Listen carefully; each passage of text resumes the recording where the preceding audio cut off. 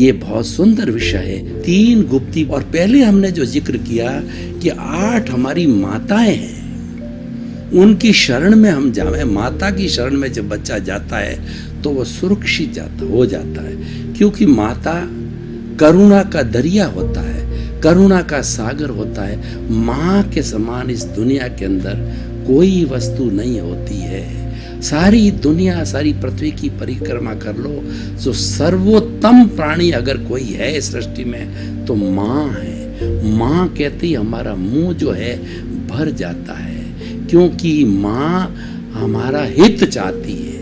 माँ कभी भी अपना अगर पुत्र कपूत हो उसका अहित नहीं चाहेगी। पिता तो फिर भी चाह सकता है, माँ कभी भी नहीं चाहेगी।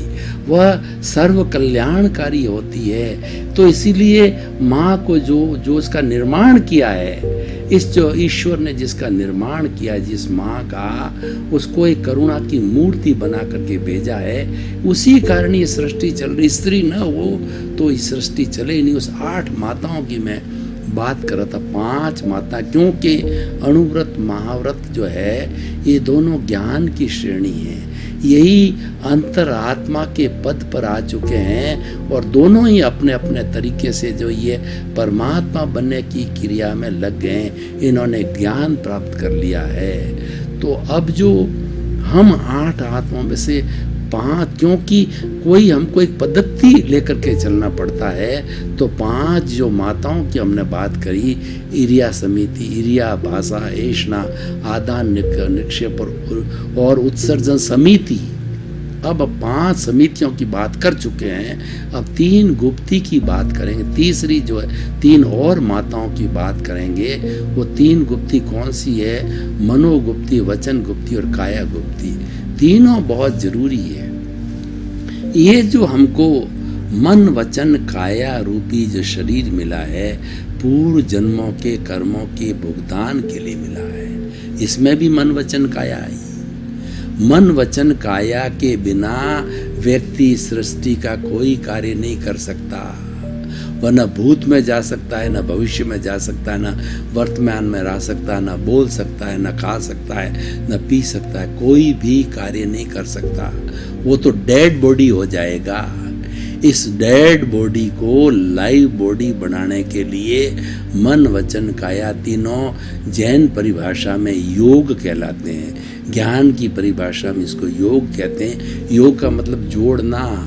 ये शरीर को जोड़ती है, ये हमारे ज्ञान को जोड़ती है, और ये हमारे व्यवहार जगत को निश्चय जगत से जोड़ती है। ये तीनों नहीं हो तो व्यवहार चल ही नहीं सकता। व्यवहार तो मन वचन काया के पीछे ही होता है। तो इसीलिए इसको गुप्ती, गुप्ती का मतलब गुप्त रखने वाला। तो मन वचन काया की जो साधना कर लेता है वो सर्वोत्कृष्ट साधन हो जाता है। तीनों को पूर्ण वश में करने वाला ज्ञानी पुरुष जो है वो अंतरात्मा से परमात्मा भगवान ईश्वर बन जाता है। तो वही हम आपको बताना चाहते हैं। मनोगुप्ती,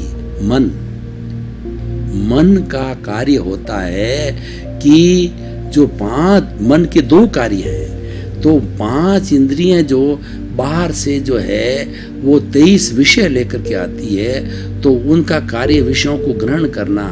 दृश्य देख लिया, चख लिया, स्पर्श कर लिया, सुगंध दुर्गंध देख ली, ठीक है, और उसके बाद सुन लिया। वो जो कुछ किया वो ला करके मैनेजर साहब मन को दे देती है। तो मन का एक कार्य हो गया कि 5 इंद्रियों के द्वारा लाए गए विषयों की जो है संयोजना करना, उसकी मैनेजरशिप करना, एक कार्य।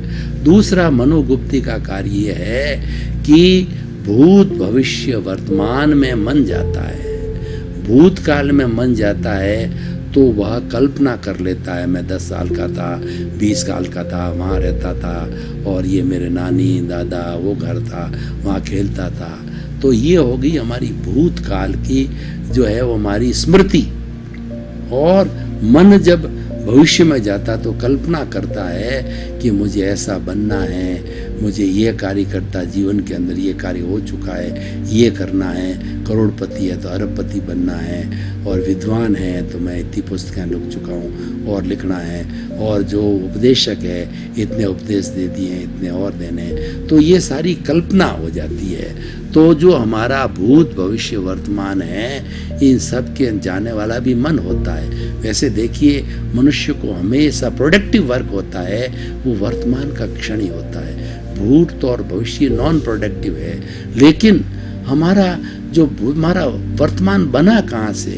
हमारे जो भूतकाल से वर्तमान बना है और भविष्य से ही वर्तमान, हमारा भविष्य जो वर्तमान का समय है वो भविष्य बनाएगा, और भूत से वर्तमान, यानी हम इसको जो है अखंड रूप में मानना पड़ेगा, खंड खंड नहीं कर सकते।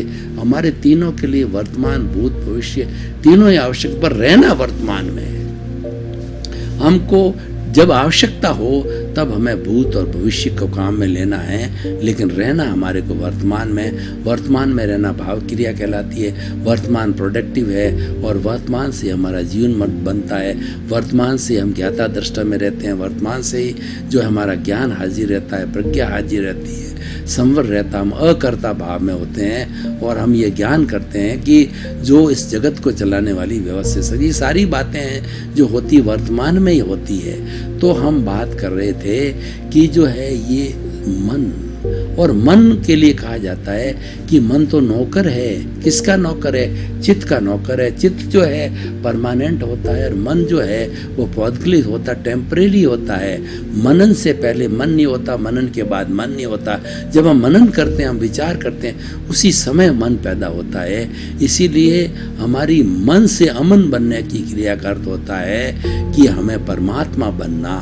आज का हमारा ये बहुत सुंदर विषय है।